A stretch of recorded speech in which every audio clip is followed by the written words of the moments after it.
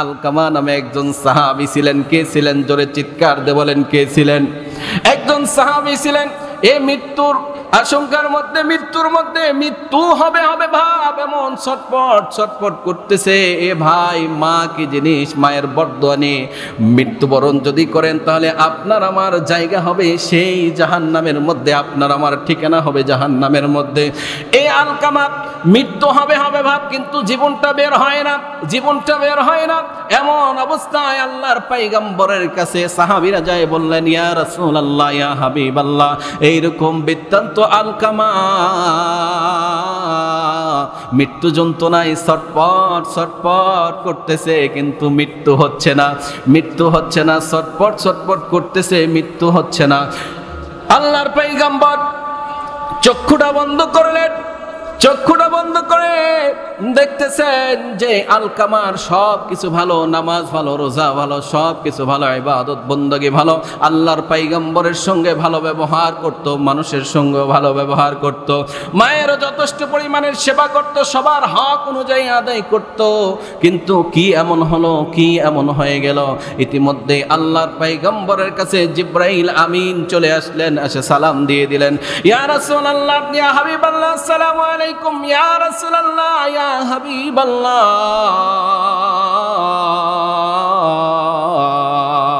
আল্লাহ রাব্বুল আলামিন সালাম জানাইছেন। সালাম নেওয়ার পরে জিবরাইল আমিনকে জিজ্ঞাসা করতেছেন যে আমার আলকামা সাহাবী, এত সুন্দর সাহাবী, নামাজ পড়েছে, রোজা করেছে, ইসলামী আন্দোলন করেছে, জিহাদের ময়দানে আগে আগে থেকেছে, সব জায়গার মধ্যে তাকে আগে পাওয়া গিয়েছে, কিন্তু তার জানটা বের হয় না কেন?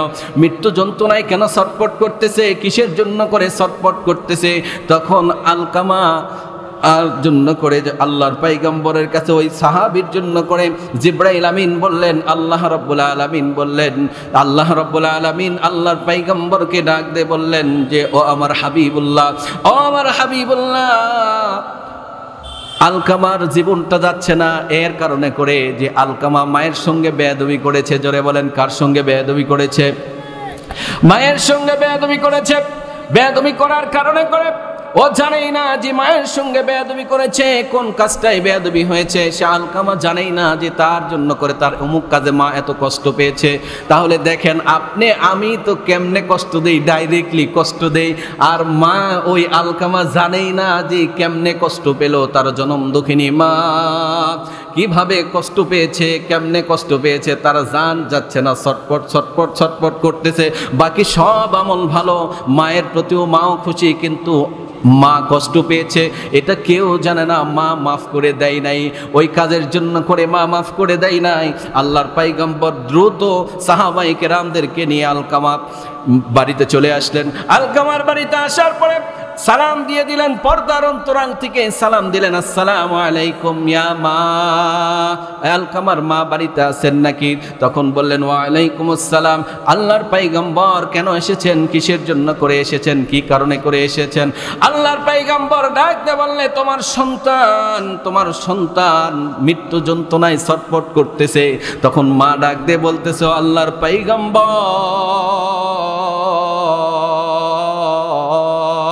ও আল্লাহর পয়গম্বর, তার তো সব কিছু ভালো ছিল, নামাজ ছিল, রোজা ছিল, দান সদকা ছিল, জিহাদের ময়দান ছিল, সব কিছু ছিল, এমনকি আমার সেবা যত্ন করেছে, সবার সব হক আদায় করেছে, কিন্তু কিসের জন্য করে হচ্ছে? একটু আল্লাহ রাব্বুল আলামিনের কাছে দোয়া করেন, আমি এই কষ্ট যন্ত্রণা সহ্য করতে পারতেছি না। মা এমনি করে ডাক দিয়ে বলতেছে, আল্লাহর পয়গম্বর বলতেছে, তুমি কি কোনো কারণে, কোনো কিসের জন্য করে, কোনো কারণে তোমার আলকামার প্রতি, তোমার সন্তানের প্রতি তুমি কি বেজার ছিলা? তখন আল্লাহর পয়গম্বরকে ডাক দিয়ে বলতেছে, আল্লাহর পয়গম্বর, আমি একটু কষ্টে ছিলাম, আছি এখনো পর্যন্ত, আমার ভিতরে কলিজার মধ্যে একটু কষ্ট আছে। কি কষ্ট?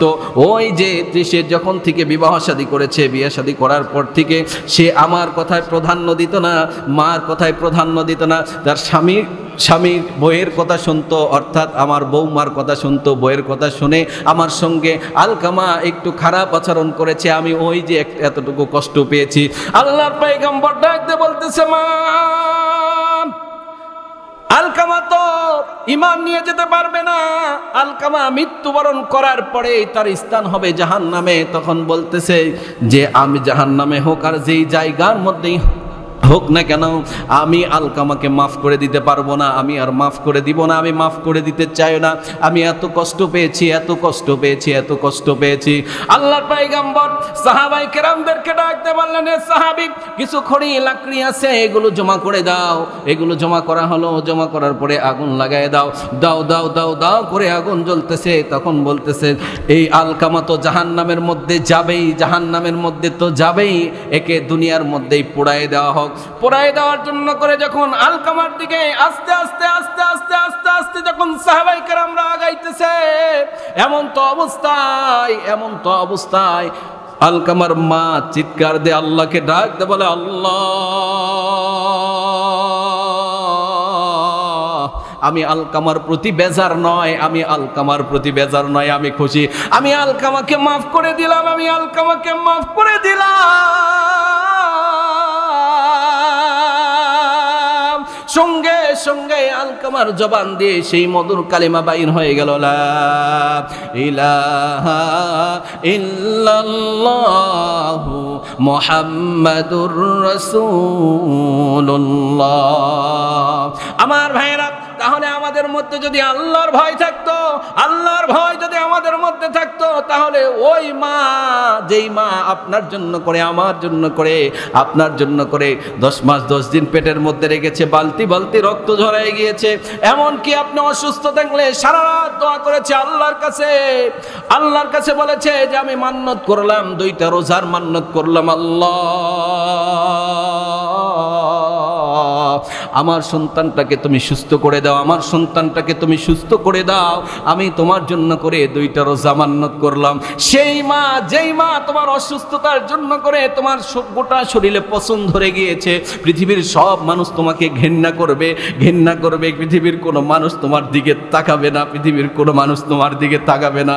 ওই মা যখনই আপনি আপনার কণ্ঠটা দিয়ে মা শব্দটা বাহির করবেন, মা যতই রাগান্বিত থাক না কেন, সঙ্গে সঙ্গে দৌড়ে এসে তোমাকে বুকে জড়ায় ধরবে। পৃথিবীর কোনো মানুষ, কোনো ডাক্তার, কোনো কবিরাজ, তোমার সন্তান, তোমার স্ত্রী, কেউ তোমাকে ধরলো না। আর ওই মা আসে ডাইরেক্টলি জড়ায় ধরে বলবে, ময়না ডাইরেক্টলি জড়ায় ধরে বলবে, বাবা তুমি কি চাচ্ছ, কিসের জন্য করো, তুমি কি কষ্ট পাচ্ছ নাকি? মা পিছের সব দুঃখ যন্ত্রণা সব কিছু ভুলে গিয়েছে, ভুলে যায় তোমাকে জড়ায় ধরেছে। পৃথিবীর কোনো মানুষ তোমার কাছে আসে নাই তোমার শরীরে পছন্দ হারার কারণে করে, তুমি অসুস্থ থাকার কারণে করে। মা যদি বেঁচে থাকে তোমার কাছে চলে আসবে। কিন্তু আজকে সেই মাকে যারা অবহেলা করে, এরা সুসন্তান না কুসন্তান? চিৎকার দিয়ে বলেন, এরা সুসন্তান হতে পেরেছে। এই জন্য করে ওয়াকাদা রাব্বুকা আল্লা তা'বুদু ইল্লা ইয়াহু ওয়া বিল ওয়ালিদাইনি ইহসানা, আগে আল্লাহর ইবাদত করব, এরপরে আমরা মা বাবার সেবা করব। রাজি আছি তো ইনশাআল্লাহ? আমরা মা বাবা, যাদের মা বেঁচে আছে, বাবা বেঁচে আছে, অবশ্যই অবশ্যই তাদের আমরা সেবা করব, যতটুকু পারবো, যতটুকু আমাদের সাধ্যে কুলাবে আমরা মা বাবার জন্য করে সেবা করব, দোয়া নিব। এর জন্য করে আপনার ঠিকানা হবে জান্নাতে। ওই মা যদি আপনার জন্য করে সাক্ষী দেয়। আরেকটা ঘটনা আপনাদেরকে বলতে চাই। এ ভাই, হাসান বসরির নাম শুনছেন আপনারা? হাসান বসরির এলাকার মধ্যে, হাসান বসরির জামানার মধ্যে, এই হাসান বসরির জামানার মধ্যে একজন খারাপ ব্যক্তি ছিলেন। এমন সুদ খেতেন, ঘুষ খেতেন, অন্যায় করতেন, জিনা ব্যভিচার করতেন। এমন কোনো অন্যায় নাই সে করে নাই, এমন কোনো অন্যায় নাই যে সে করে নাই, এমন কোনো পাপ নাই সে করে নাই। সে মায়ের কাছে বললেন, মা আমি এমন কোনো অন্যায় নাই, এমন কোনো গুনাহ নাই, এমন কিছু কোনো অন্যায় নাই যে আমি করি নাই। আল্লাহ রাব্বুল আলামিন কি আমাকে মাফ করে দিবে, আমাকে মাফ করে দিবে। তখন মা বলতেছে, আল্লাহ হয়তো মাফ করে দিতেও পারে, আবার নাও পারে। আল্লাহ হয়তো মাফ করে দিতেও পারে, আবার নাও পারে।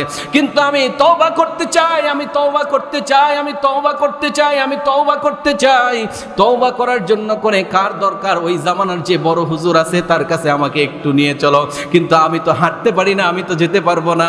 তুমি তো বয়োজ্যেষ্ঠ মানুষ, তোমার তো বয়স হয়েছে, আমাকে তো কোলে করে নিয়ে যেতে পারবে না, ঘাড়ে করে নিয়ে যেতে পারবে না। এলাকার কোনো মানুষ তো আমাকে ছুবেই না। মা মেহেরবানি করে যদি ওই হাসান বসরির দরবারে গিয়ে হাসান বসরিকে সালাম দিয়ে যদি আমার কথাটা একটু বলতেন, যদি আসতো তাহলে আমি তার কাছে একটু তওবা করে নিতাম, তার কাছে একটু তওবা করে নিতাম, আল্লাহ রাব্বুল আলামিনের কাছে আমি একটু মাফ চেয়ে নিতাম, আল্লাহ রাব্বুল আলামিনের কাছে মাফ চেয়ে নিতাম, তওবা করে আমি মাফ চেয়ে নিতাম। তখন হাসান বসরির দরবারের মধ্যে ওই মা, জনম দুঃখিনী মা চলে গেলেন। যাওয়ার পরে বলতেছেন, হুজুর আপনি বাড়িতে আছেন নাকি? বাড়িতে থাকার পরে তখন খুব বললেন, দরজার ওই পাশ থেকে আওয়াজ আসলো, কে তুমি, কাকে চাও, কোন ব্যক্তিকে চাও, কিসের জন্য করে এসেছেন? হুজুর অমুক ব্যক্তির মা আমি। তখন বলতেছে, কেন এসেছো? আমরা তো জানি যে তোমার সন্তান এমন কোনো অন্যায় নাই, এমন কোনো পাপ নাই, সমাজের তো কীট একটা, কিন্তু তার জন্য করে কেন এসেছো? আমার সন্তানটা একটু তওবা করতে চায়, একটু ভালো পথে আসতে চায়, একটু ভালো হতে চায়, তওবা করতে চায়, আপনাকে একটু নিতে এসেছি। হাসান বসরি তখন জবাব দিয়ে দিলেন যে আমি ওই কুলাঙ্গার সন্তানের জন্য করে, ওই কুলাঙ্গার সন্তানের জন্য করে আমাকে ডাকার জন্য করে এসেছো। সে মরলে তো জানাজা পর্যন্ত আমি করতে যাব না, সে মারা গেলে আমি তার কবরের পাশে গিয়ে দাঁড়াবো না, তার জানাজা অ্যাটেন্ড হব না, জানাজা করার জন্য করে যেতে বললেও আমি যাব না। তখন এই কথা শোনার পরে মা কান্নারত অবস্থায়, কান্নারত সুরে, কান্না ভাব নিয়ে বাড়িতে চলে আসলেন। আসার পরে যেই ব্যক্তি মাকে পাঠিয়ে দিয়েছিল সন্তানের দিকে যায়, কান্নারত সুরে বলছে, হাসান বসরিকে আমি ডাক দিয়ে বললাম তোমাকে তওবা করানোর জন্য করে, আসার জন্য করে। সে উত্তর দিয়েছে, সে মারা গেলে জানাজা পর্যন্ত আমি করাবো না, তাকে কবর দেওয়ার জন্য করে আমি যাব না, কবর দেওয়ার জন্য করে আমি যাব না, কবর খনন করার জন্য করে কেউ যদি চায় তাকে কবর দেওয়ার জন্য করে কবর দিতে দিব না। তাকে কি করতে হবে? তাকে সমুদ্রের মধ্যে ভাসায় দিতে হবে, না হলে কোনো বন জঙ্গলের মধ্যে ফেলায় দিতে হবে। এইভাবে বলেছে। আমি মা সইতে পারি নাই। এখন কি করবা বাবা? আল্লাহ রাব্বুল আলামিনের কাছে আমি দোয়া করি, আল্লাহ এত অন্যায় করেছে, এত কিছু করার পরেও যদি আমার সন্তানটা আপনার কাছে মাথা নত করে আপনার কাছে তওবা করতে চাই, মালিক তুমি মাফ করে দিও, তুমি মাফ করে দিও। আল্লাহর কাছে মা দোয়া করতেছে। জোরে বলেন, কে দোয়া করতেছে? মা দোয়া করতেছে, আল্লাহ এই সন্তানকে পৃথিবীর কোনো মানুষ দেখতে পারলো না, এমনকি ওই জামানার বড় একজন আলেম, বড় একজন বুজুর্গ, সেও দেখতে পারলো না। আল্লাহ কি যে অন্যায় করেছে, আল্লাহ পৃথিবীর মধ্যে সে বেঁচে আছে। কিছুদিন পরে ওই ব্যক্তি মারা গেলেন। মারা যাওয়ার পরে কিছুদিন পরে যখন মারা গেলেন, মারা যাওয়ার পরে চিন্তা করতেছে যে ওই যে হাসান বসরি, উনি বলেছেন যে তাকে সমুদ্রের মধ্যে ভাসায় দিতে হবে, উনি বলেছিলেন যে জঙ্গলের মধ্যে ফেলাই দিতে হবে, সমাজের কীট, এর জানাজা করার জন্য করে আসবো না। তখন হাসান বসরি দরজাতে এরকম ভাবে টোকা দিয়ে দিলেন আর বললেন যে, হাসান বসরি ডাক দিয়ে বলছেন, মা তুমি কি বাসায় আছো? তোমার সন্তান নাকি মারা গিয়েছে, তোমার সন্তান নাকি মারা গিয়েছে। হাসান বসরিকে ডাক দিয়ে বললেন যে, ওই মা ডাক দিয়ে বললেন, ও হুজুর কেন আপনি আসলেন? কিসের জন্য করে আসলেন? কি কারণে করে আসলেন? আমি তো আপনাকে আসতে বলি নাই, তখন আমি মন খারাপ করে এসেছি। তখন হাসান বসরি বলছে, তুমি যখন চলে এসেছো, আসার পরে যখন আমি নামাজের মুসল্লায় নামাজ আদায় করি, সালাত আদায় করি, আসরের সালাত আদায় করি, আসরের সালাত আদায় করার পরে আমার একটু গা জিরানোর জন্য করে ওই যাই নামাজের মধ্যে একটু শুয়েছিলাম। শুয়ে থাকার সঙ্গে সঙ্গে ইলহাম জানায় দিল, এ হাসান বসরি তুমি কাকে ফেরায় দিয়েছো? কোন ব্যক্তিকে ফেরায় দিয়েছো? তোমার চোখে সে খারাপ হতে পারে, কিন্তু সে অনুতপ্ত হয়েছে, সে তো অনুতপ্ত হয়েছে, আমার কাছে তওবা করতে চেয়েছে। তোমার তো সেই অধিকার নাই যে তাকে একেবারে জঙ্গলের মধ্যে ফেলায় দেওয়ার জন্য করে, সমুদ্রে ভাসায় দেওয়ার জন্য করে, কেননা সে তো আল্লাহ রব্বুল আলামিনের কাছে, আমি রব্বুল আলামিনের কাছে মাফ চাওয়ার জন্য করে, তওবা করার জন্য করে তোমার কাছে পাঠিয়ে দিয়েছিল, কিন্তু তুমি তো আসো নাই। কিন্তু আমি রব্বুল আলামিন কি বসে থাকতে পারি? আমি রব্বুল আলামিন সঙ্গে সঙ্গে তার তওবাটাকে কবুল করে নিয়েছি। কেননা যেই জায়গাতে মা ওকালতি করেছে, জোরে বলেন কে ওকালতি করেছে? যেই জায়গাতে মা ওকালতি করেছে সেখানে পৃথিবীর কোনো মানুষ ওকালতি করুক আর নাই করুক, কিন্তু মা বলেছে যে আমার সন্তান তওবা করতে চাই, ভালো হতে চাই। সেই মাকে আমরা কেমনে কষ্ট দেই? আমাদের দিলের মধ্যে কি আল্লাহর ভয় আছে? জোরে বলেন, আল্লাহর ভয় আছে? আল্লাহর ভয় যদি আপনার আমার মধ্যে থাকে, আজকে থেকে এখান থেকে প্রতিজ্ঞা নিয়ে যাব, এই মাহফিল থেকে আপনি আমি প্রতিজ্ঞা নিয়ে যাব যে কখনো কোনো সময় কোনোভাবে কোনো অবস্থাতেই মা বাবার সঙ্গে বেয়াদবি করব। আরো জোরে বলেন করব। তাহলে আপনি আমি ঈমান নিয়ে কবরে যেতে পারবো। কবরে যাওয়ার পরে ইন্নাল্লাযীনা আমানু ওয়া আমিলুস সালিহাতি কানাত লাহুম জান্নাতুল ফিরদাউসি নুজুলা। আল্লাহ রাব্বুল আলামিন আপনার আমার জন্য করে সেই জায়গাতে বানায় রেখেছেন, তৈরি করে রেখেছেন জান্নাতুল ফেরদাউস।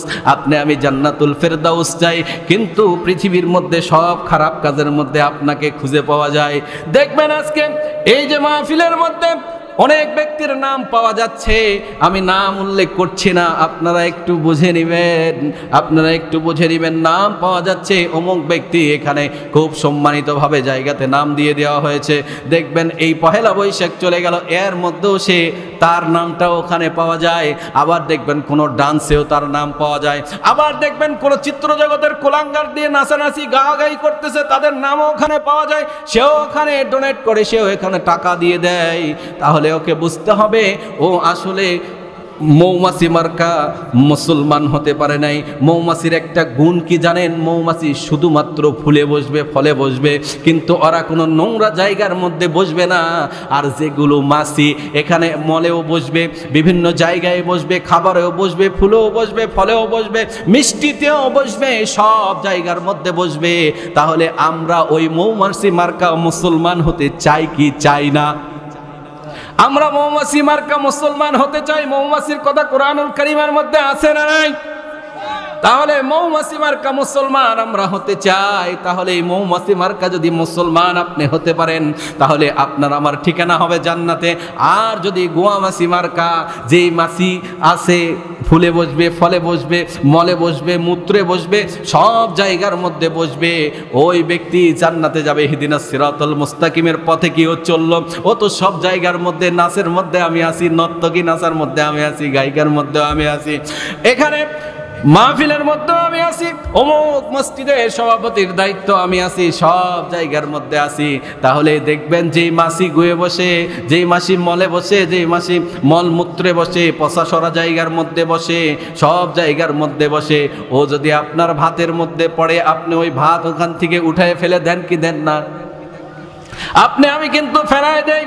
কিন্তু মৌমাছি যদি পড়ে, তখন মা বা বাবা বা আত্মীয় স্বজনরা বলে কোনো সমস্যা নাই, একটু উঠায় ফেলাই দেখা, এর কোনো সমস্যা নাই। কেন? ওই মা বা ওই চাচা বা ওই আত্মীয় স্বজন এটা জানেই যে এই জায়গার মধ্যে কোনো ব্যাকটেরিয়া নাই। এর জন্য করে আপনাকে আমাকে সুন্দর একটা পরামর্শ দিয়ে দেয়। এই জন্য করে ভাইয়েরা আমার, আপনার আমার অবস্থা এরকম হওয়ার কারণে করে আজকে ইসলামের উপরে, কোরআনের উপরে আঘাত আসতেছে। আপনি আমি বুঝতেই পারতেছি না। দেখেন আপনি আমি কেমনে বুঝতে পারতেছি না? আপনার আমার সামনে, আপনি মুসলমান, আমি মুসলমান, যারা পার্লামেন্টের দায়িত্ব নিয়ে আছে, এমপি মন্ত্রীরা, হুইপ যারা আছে, এরা গোল টেবিলের মধ্যেই সুন্দর করে একটা বৈঠকখানা করে ওখানে ইসলামের বিপক্ষে, কোরআনের বিপক্ষে, আল্লাহ রাসূলের বিপক্ষে যখন কথা বলে, তখন এদের মুখের মধ্যে কি লেবেন চোষ থাকে? এরা কি কথা বলতে পারে না? এরা কি মুসলমান নয়? ভাইয়েরা আমার, এক বাড়ির মধ্যে ঢুকছে সাপ। এক বাড়ির মধ্যে কি ঢুকছে? সাপ ঢুকেছে। এই সাপ যখন ঢুকে গেল, সাপ ঢুকে যাওয়ার পরেই বাড়িতে তো মহিলা মানুষ এমনিতে এতটুকু একটা আরশোলা দেখলেই 4 হাত পা লাফে ওঠে। এখন বাড়িতে ঢুকছে সাপ, তাহলে কয় হাত লাফবে বোঝেনি তো। সবাই চিল্লাফাল্লা করতেছে। মহিলা মানুষ যে বাড়াইছে সে বলতেছে, কে কোথায় আছো? সাপটাকে মারো, সাপটাকে ধরো, সাপটাকে মারো, সাপটাকে ধরো। সবাই বলতেছে। মহিলা মানুষ যারা আছে বাড়িতে, যতগুলো মহিলা মানুষ আছে, সাইডের আরো যারা মহিলা মানুষ আসছে, খালি ওরা চিল্লা চিল্লি করতেছে। এরা তো আর কোনো কাজের লোক নয়, এরা তো আর মারবে এমনটা সাহসী তাদের নাই। তখন এরা সঙ্গে সঙ্গে বাইর হয়ে আসে, চিল্লা পাল্লা করবে, চিল্লা চিল্লি করতে পারবে ভালো, কিন্তু কোনো কাজ শান্তিপূর্ণভাবে তারা করতে পারে না। আমার ভাইয়েরা, এই জন্য করে পাশেই ছিল দেবর, এ দেখার জন্য করে গেল বাড়িতে। এত হইচই কেন? কিসের জন্য করে এত হইচই? দেখতেছে সাপ বাইর হইছে, এ সুন্দর করে ওদের সঙ্গে সুর মিলায় তাল মিলায় বলতেছে, বাড়িতে পুরুষ মানুষ কে আছো, সাপটাকে ধরো, সাপটাকে মারো। আস্তে করে ভাবি মৃদু আঘাত করলে, নেই তুমি না পুরুষ মানুষ। তখন পিছে ঘুরে বলতেছে, আমি যে পুরুষ মানুষ, আমার মনেই নাই আমি যে পুরুষ মানুষ। কথা বলেন ঠিক না বে ঠিক? আমার ভাইয়েরা, এই যে গোলটবি টেবিলের মধ্যে যখন ইসলামের বিপক্ষে, কোরআনের বিপক্ষে আইন পাশ হয়, ওর মনেই থাকে না যে আমি মুসলমান। কথা বলেন ঠিক না বে ঠিক? তো এই জন্য করে কোরআনুল কারীমের যেখানেই বাধা আসবে, যেখানেই বিপত্তি আসবে, যেখানেই আল্লাহ রাসূলকে নিয়ে কথা বলবে, যদি আপনার আমার রক্ত দিতে হয়, আমরা দিতে রাজি আছি তো ইনশাআল্লাহ। যদি আপনাকে ময়দানে ডাকতে হয়, যদি আমি আপনার আমার সন্তানকে পিতাহারা করতে হয়, স্ত্রীকে বিধবা করতে হয়, এলাকাবাসীকে মুরব্বী হারা করতে হয়, তাহলে তারপরেও আমরা ইসলামকে প্রতিষ্ঠিত করার জন্য করে, ইসলামের পতাকা উড্ডীন করার জন্য করে আমরা ময়দানে ঝাঁপে পড়বো ইনশাআল্লাহ। আল্লাহ রাব্বুল আলামিন তৌফিক দান করুক। সকলে চিৎকার দিয়ে বলেন আল্লাহুম্মা আমিন। তাহলে আল্লাহ রাব্বুল আলামিনের ভয় যদি ওর কলিজার মধ্যে থাকতো, ও কখনো মসজিদের বিপক্ষে যেত না, ও কখনো হারাম কাজ করত না। ওই ব্যক্তির মধ্যে আল্লাহ রাব্বুল আলামিনের ভয় যদি অন্তরের মধ্যে থাকতো, তাহলে ওই মানুষটা কখনো ওলামায়ে কেরামদের পিছনে লাগতো না, ওলামায়ে কেরামদের সঙ্গে খারাপ আচরণ করতো না। আল ওলামাউ ওয়ারাসাতুল আম্বিয়া, ওয়ারাসাতুল আম্বিয়া, ওলামায়ে কেরাম হচ্ছে সেই নবীর ওয়ারিস। ওলামায়ে কেরাম কে বলেন? নবীর ওয়ারিস। ওলামায়ে কেরামের সঙ্গে আপনার খারাপ এবং দুর্ব্যবহার যখন আপনি করবেন, স্বয়ং আল্লাহর পয়গম্বরের সঙ্গে আপনি খারাপ আচরণ করবেন। একজন মসজিদের ইমামকে আপনি যেভাবে কথাবার্তাগুলো বলেন, মনেই করেন না যে সে একজন এই সমাজের নেতা। মসজিদে যখন গিয়েছেন তখন মনে হয় যে হুজুরের কথা শুনতে হবে, হায়রে ইহদিনাস সিরাতাল মুস্তাকিমের পথে চলতে হবে। যদি ইহদিনাস সিরাতাল মুস্তাকিমের পথে আমি না চলি, তাহলে খারাপ হয়ে যাবে। তো মসজিদ থেকে যেই বাইর হয়েছি, তখন আপনার আমার বাণী হয় এইরকম যে মসজিদে গিয়েছিলাম, হুজুরের দায়িত্ব বলার, হুজুর বলেছে, কিন্তু আমি শুনেছি দরকার নাই। কেন? সেই সময় তো শয়তান ছিল না, এখন শয়তান আছে। ওই ইমাম সাহেব যদি একটু মাত্র ভুল করে, তোমার বাবার জন্য করে, তোমার সন্তানের জন্য করে, তোমার পরিবারের জন্য করে, ওই হুজুর কত না দোয়া করলো, রব্বানা আতিনা ফিদ দুনিয়া হাসানাতাও ওয়া ফিল আখিরাতি হাসানা, এত সুন্দর করে আপনার জন্য করে দোয়া করলো, আপনার পরিবারের জন্য করে দোয়া করলো। কিন্তু আমি একটু ইমাম সাহেব যদি একটু এদিক ওদিক করে, তাহলে ওই ইমাম সাহেবকে ছাড়ে কি আমরা কথা বলি? কথা বলেন, কথা বলি। আমরা কি ওই হাদিসের দিকে তাকাই যে এদের সঙ্গে ভালো ব্যবহার করলে আল্লাহ রাসূল খুশি? আর আল্লাহ রাসূল খুশি মানে কঠিন কাল কিয়ামতের ময়দানে আপনাকে যদি বলা হয় যে একটা নেকি কোথা থেকে নিয়ে এসে দেন, একটা নেকি নিয়ে এসে দেন, একটা নেকি নিয়ে এসে দেন। আমি যখন মৃত্যুবরণ করব, আপনার আমার যখন মৃত্যুবরণ হবে, আমি মৃত্যুবরণ করার পরে আল্লাহ রাব্বুল আলামিনের কাছে গিয়ে যখন জবাব দেব, আপনাকে আমাকে যারা ঘাড়ে নিয়ে যাবে, আপনাকে আমাকে যারা নিয়ে যায়, ওখানে খাড়ালগুলো বিছাই দিবে, ওখানে কবরে মাটি দিয়ে দিবে। ওই ব্যক্তিগুলো দিয়ে দেওয়ার পরে আল্লাহর কাছে দোয়া করে ওরা চলে আসবে। ওই সময় থেকে নিয়ে আল্লাহ রাব্বুল আলামিন আপনাকে আমাকে আপনার আমার হিসাব নেওয়ার জন্য করে কবরে ফেরেশতা পাঠিয়ে দিবে। মান রাব্বুকা ওয়া মান দীনুকা ওয়া মান নাবিয়ুকা। যখন আপনার আমার আমি যখন এইরকম ভাবে আপনাকে আমাকে যখন প্রশ্ন করবে, আপনাকে আমাকে যখন জিজ্ঞাসা করবে যে আমার রবকে, আমার দিন কি ছিল, আমার নবী কি ছিল, যদি আপনার আমার আমল ভালো থাকে, আল্লাহর পয়গম্বরের সঙ্গে যদি সুসম্পর্ক থাকে, আল্লাহর পয়গম্বরের ওয়ারিসদের সঙ্গে যদি সুসম্পর্ক থাকে, তাহলে ওখানে বলতে পারবো যে আমার নবী ছিল মুহাম্মদুর রাসূলুল্লাহ সাল্লাল্লাহু আলাইহি ওয়াসাল্লাম, আমার দিন ছিল ইসলাম, আমার রব হচ্ছেন আল্লাহ। ওই সময় আমি বলতে পারবো যে ওলামায়ে কেরামদের উপর আপনার আমার নির্যাতন নিষ্পেষণ চলবে। আর ওই সময় আপনার আমার জবান দিয়ে মুহাম্মাদুর রাসূল মান নাবিয়্যুকা যখন বলবে, মুহাম্মাদুর রাসূলুল্লাহ সাল্লাল্লাহু আলাইহি ওয়াসাল্লাম বাইর হবে না। পৃথিবীর মধ্যে আপনার সব আপনজন আপনি পাবেন। আপনি অসুস্থ হলে আপনার কাছে অমুক ব্যক্তি আসবে, আত্মীয় স্বজন আসবে, আপনার ভাই আসবে, আপনার শ্বশুর বাড়ির লোকজন আসবে, আপনার সন্তান আসবে, সব কিছু আসবে। কিন্তু আমি যখন আমাকে যখন কবরস্থ করে দিয়ে আসবে, আপনাকে আমাকে যখন কবরে শোয়ায় দিবে, কবরে শোয়ায় দেওয়ার পরে ওখানে একমাত্র আপনার আপনজন থাকবে আল্লাহ, আর একজন আপনার আপন থাকবে মুহাম্মদুর রাসূলুল্লাহ সাল্লাল্লাহু আলাইহি ওয়াসাল্লাম। কিন্তু আপনার আমার তো তাদের সঙ্গে সম্পর্ক নাই, আল্লাহ রাব্বুল আলামিনের সঙ্গে সম্পর্ক নাই। আল্লাহ রাব্বুল আলামিন আপনাকে 5 বার রাখলো, আপনার খবর নাই। আল্লাহর পয়গম্বরের প্রতি আপনার আমার দরুদ নাই। আল্লাহর পয়গম্বরের যারা ওয়ারিস তাদের সঙ্গে আপনার আমার সম্পর্ক নাই। আল্লাহর পয়গম্বরের সঙ্গে যদি সম্পর্ক থাকে আপনার আমার লাভ না লস? আরো জোরে আওয়াজ দিয়ে বলেন, লাভ না লস? কঠিন কাল কিয়ামতের ময়দানে মাহশরের মধ্যে আপনি আমি ওই যে ছেড়ে দিয়েছিলাম পয়েন্টটা আপনার মনে আছে কিনা? কঠিন কাল কিয়ামতের ময়দান মুখরিত করে দিবে, সমস্ত নবী পয়গম্বরগুলো মুখরিত করে দিবে, নাফসি নাফসি বলে চিৎকার দিতে থাকবে। ওই সময় আপনাকে আমাকে আল্লাহ রাব্বুল আলামিন যদি একটা অফার দিয়ে দেয়, আল্লাহ রাব্বুল আলামিন আপনাকে আমাকে যদি একটা অফার দিয়ে দেয়, ওই অফারটুকু যদি আপনাকে আমাকে দিয়ে দেয় যে যাও বান্দা যাও যাও যাও, যদি তুমি পৃথিবীর মধ্যে তো তোমার আত্মীয় স্বজন ছিল, মা ছিল, বাবা ছিল, সবাই ছিল, কিন্তু কঠিন কাল কিয়ামতের ময়দানে এখানে যদি আমার কাছে একটা নেকি নিয়ে এসে দিতে পারো, আমি রব্বুল আলামিন ওয়াদাল্লাহুল হক, ওয়াদা করলাম আমি তোমাকে জান্নাতের মধ্যে দিয়ে দিব। তখন ওই ব্যক্তি ওই ব্যক্তি দৌড়াইতে থাকবে, ওই ব্যক্তি দৌড়াইতে থাকবে, ওই ব্যক্তি যখন দৌড়াইতে থাকবে, দৌড়াইতে দৌড়াইতে পৃথিবীর মধ্যে তার মা ছিল, পৃথিবীর মধ্যে তার বাবা ছিল, আত্মীয় স্বজন ছিল, সবাই ছিল। আল্লাহ রাব্বুল আলামিন অফার দিয়ে দিবে, এই অফারটা নেওয়ার জন্য করে অফারটা সেই সুযোগটা পেয়েছে, তখন শুধুমাত্র দৌড়াইতেই থাকবে, দৌড়াইতেই থাকবে, দৌড়াইতেই থাকবে। দৌড়ানোর পরে তার মার সঙ্গে যখন দেখা হবে, মাকে ডাক দিয়ে বলবে, মা পৃথিবীতে তুমি আমার জন্য করে কত না কি করেছো, পৃথিবীতে তুমি আমার জন্য করে কত না কি করেছো, আমার সুখের জন্য করে তোমার সুখকে বিসর্জন করে দিয়েছো।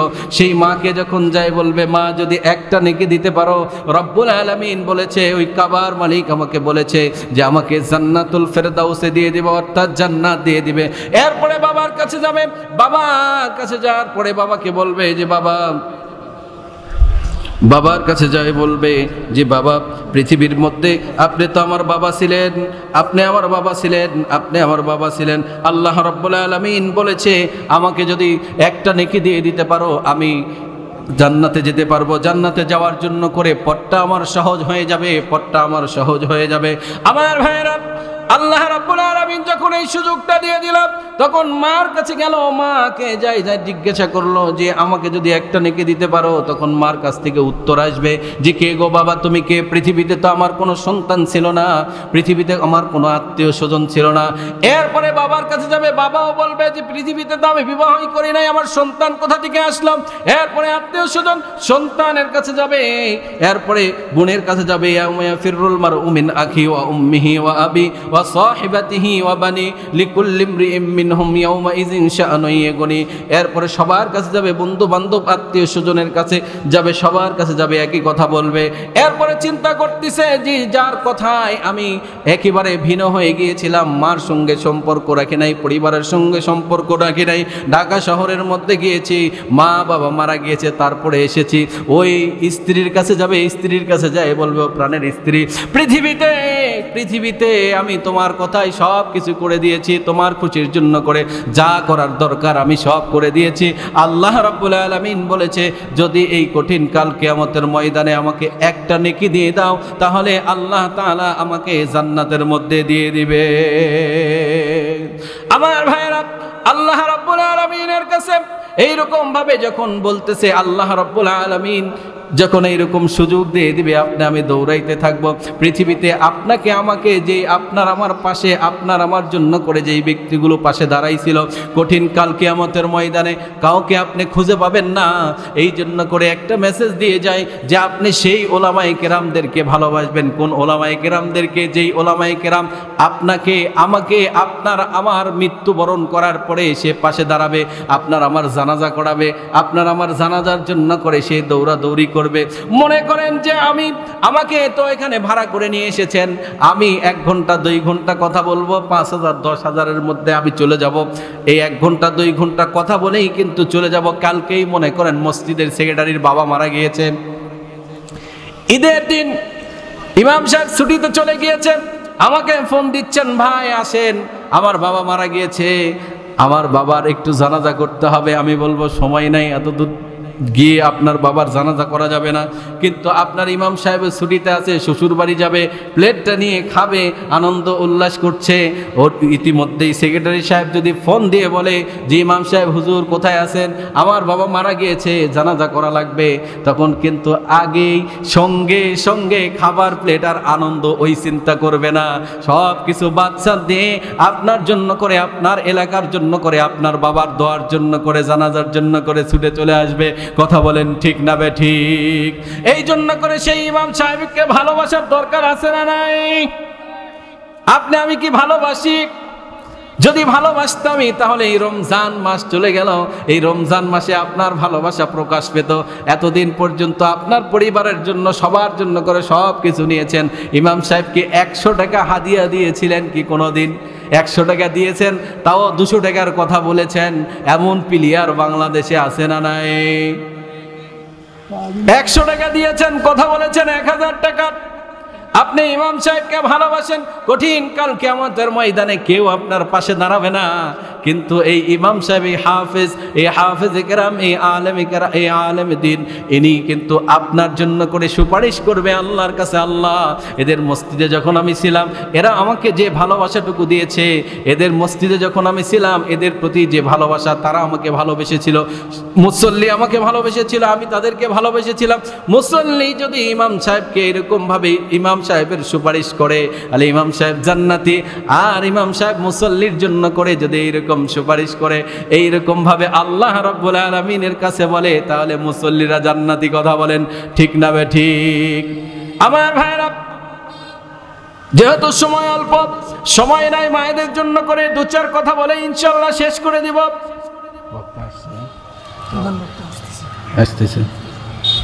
মায়েদের জন্য করে 2-4 কথা বলে আমি শেষ করে দিব। প্রধান বক্তা ইতিমধ্যেই চলে আসতেছে। আমার ভাইরা একটু খেয়াল করে শুনবেন, পর্দার অন্তরালে মায়েরা যারা আছেন একটু কান খুলে শোনেন। মা, আপনাদের জন্য করে এখন ওয়াজ, এই 5টা মিনিট আপনারা ধৈর্য সহকারে শোনেন।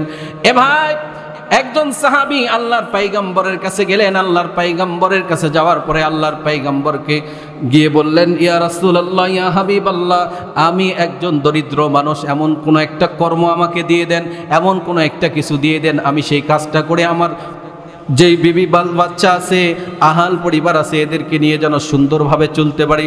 আল্লাহর পয়গম্বর বললেন যে, ও সাহাবী, তোমার বাড়িতে কি আছে? কোনো দুম্বা আছে কিনা, কোনো ভেড়া আছে কিনা, কোনো বকরি আছে কিনা, কোনো কিছু আছে কিনা? তখন বলল যে, আমার বাড়িতে তেমন কিছু নাই, একটা খেজুরের গাছ আছে। জোরে বলেন কি আছে? খেজুরের গাছ আছে, কিন্তু এই সময় তো খেজুরের গাছের কোনো কাজ নাই।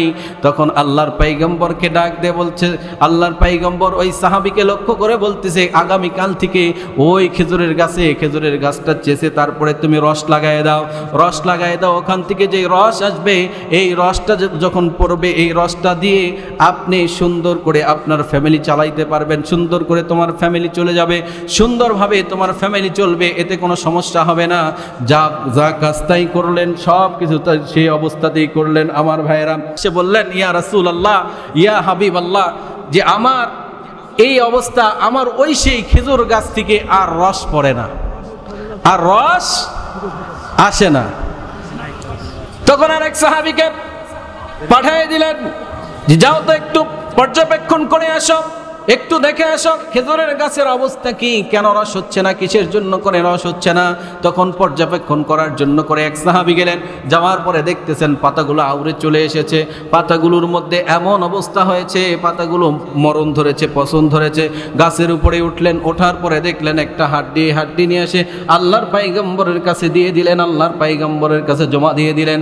আল্লাহর পয়গম্বরের কাছে যখন জমা দিয়ে দিলেন, আল্লাহর পয়গম্বর যখন ওই হাড্ডিটার দিকে তাকায় দিলেন।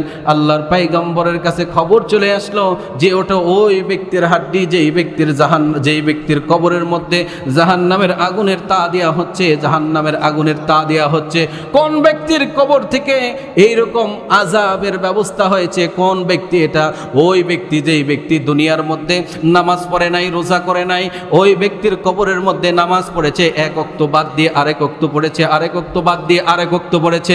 আপনি আমিও তো এই ওয়াক্তগুলোর উপরে আমরা ফজরের নামাজ পড়ি না, আবার জোহরের নামাজ পড়ি, আসরের নামাজ পড়ি না, আবার ঈশার নামাজ পড়ি, এমন করে করে কিন্তু আপনি আমি নামাজ পড়ি। আপনার আমার জন্য করে সেই জাহান্নামের আগুনের ব্যবস্থা করে দেওয়া হয়েছে।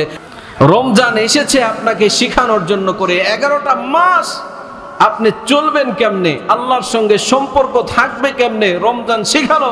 আল্লাহর ভয় দিলের মধ্যে, অন্তরের মধ্যে নিয়ে আসতে হবে। আপনাকে টুপি পড়তে হবে, আপনাকে নামাজ পড়তে হবে। আল্লাহ রাব্বুল আলামিন আপনাকে ফজরের সময় ডাক দিল, হাইয়া আলাস সালাহ, হাইয়া আলাল ফালাহ, আপনার খবর নাই। আপনাকে জোহরে ডাক দিল, আপনার খবর নাই। আপনাকে আসরে ডাক দিল, আপনার খবর নাই। আপনাকে মাগরিবে ডাক দিল, আপনার খবর নাই। আপনাকে এশায় ডাক দিল, আপনার খবর নাই। আপনাকে যাকাতে ডাক দিল, আপনার খবর নাই। আপনাকে ডাক দিয়ে দিল নামাজের জন্য করে, আপনার খবর নাই। দ্বীনের জন্য করে আপনাকে ডাক দিল, আপনার খবর নাই। এত সুন্দর মাহফিলে আপনাকে ডাক দিল, আপনার খবর নাই। তাহলে খবর কোন সময় হবে, কোন সময়? আল্লাহর ভয় শুধু মুখে মুখে নয়, আল্লাহর ভয় থাকবে অন্তরের মধ্যে। এই ভয় নিয়ে আপনি যেখানেই যাবেন না কেন, আপনি যদি ইসলামী আন্দোলনের কর্মী হন না কেন, আপনি যেই আন্দোলন করেন না কেন, আপনি চরমোনাইয়ের মুরিদ হন না কেন, আপনি মানিকগঞ্জের মুরিদ হন না কেন, আপনি যদি তাবলিগ হন, আপনি যদি পাবলিক হন, আপনি মুসল্লি যদি হন, তাহলে আপনার মধ্যে ঈমানের জোশ আসবে। যখন আল্লাহ রাব্বুল আলামিনের কাছে গিয়ে সিজদায় লুটে পড়ে যাবেন, আল্লাহর কাছে বলবেন, আল্লাহ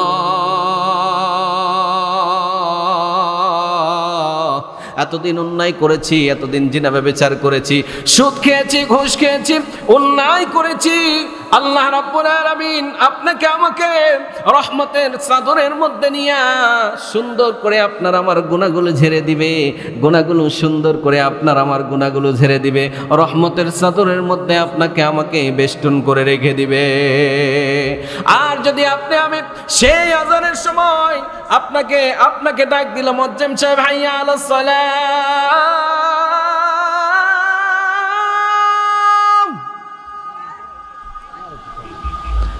হাইয়া আলাল ফালাহ,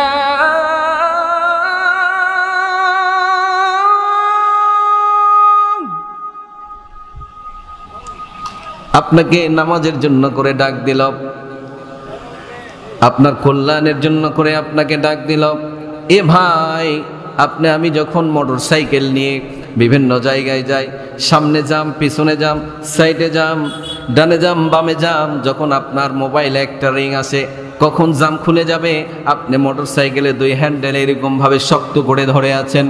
আপনার তো মনে হচ্ছে যে রিংটা ধরতে হবে, রিংটা ধরার জন্য করে মাথার মধ্যে সেট হয়ে গেল যে রিংটা ধরতে হবে। কে না জানি কি প্রয়োজনে আপনাকে রিং দিচ্ছে, আপনার প্রয়োজন হতে পারে বা ওনারও প্রয়োজন হতে পারে। এর জন্য করে আপনার ভিতরে বারবার এই আশঙ্কাটুকু জাগে, বারবার আশঙ্কাটুকু জাগে। যখন আপনার গন্তব্যস্থল পর্যন্ত আপনি চলে যাবেন, যাওয়ার পরে আগে সর্বপ্রথম মোবাইলটা হাত পকেট থেকে বাহির করে দেখবেন যে কে কে আপনাকে রিং দিয়েছে। আপনার যে ব্যক্তিগুলো রিং দিয়েছে, আননোন নাম্বার হোক আর প্রয়োজনীয় নাম্বার হোক আর সেভ করা নাম্বার হোক, যেই নাম্বার হোক না কেন, আপনি তো কল ব্যাক করেন। মানবতার জন্য করে হোক আর যেই সিম্পৃতি দেখানোর জন্য করেই হোক, আপনি আমি তো কলটা ব্যাক করি। কিন্তু আল্লাহ রাব্বুল আলামিন আপনাকে আমাকে 5 বার রিংটোন দিয়ে বাজায় দিল, 5 বার আপনাকে আমাকে ডাক দিল, নামাজের জন্য করে ডাক দিল। কতবার মুয়াজ্জিন সাহেব দিয়ে আপনাকে আমাকে ডাক দিল, কিন্তু আপনার আমার আর ঘুম ভেঙে গেল না। আপনার আমার বিবেকের যেই ঘুমটা, সেই ঘুমটা ভেঙে গেল না। আপনাকে আমাকে যেই 5 বার ডাক দিল, 5 বার ডাক দিল, ফজরের সময় এক্সট্রা একটা বাক্য দিয়ে ডাক দিল যে সালাতু খায়রুম মিনান নাওম,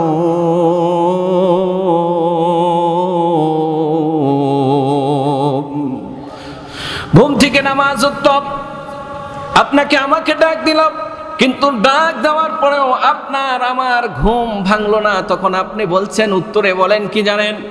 আমি বলি যে নামাজ থেকে ঘুমই উত্তম, আগে ঘুম পারি। আর আপনার আমার শয়তান কানের মধ্যে প্রসাব করে দিচ্ছে, এত সুন্দর ঘুম হচ্ছে, সারা রাত যেই ঘুমটা হয় না।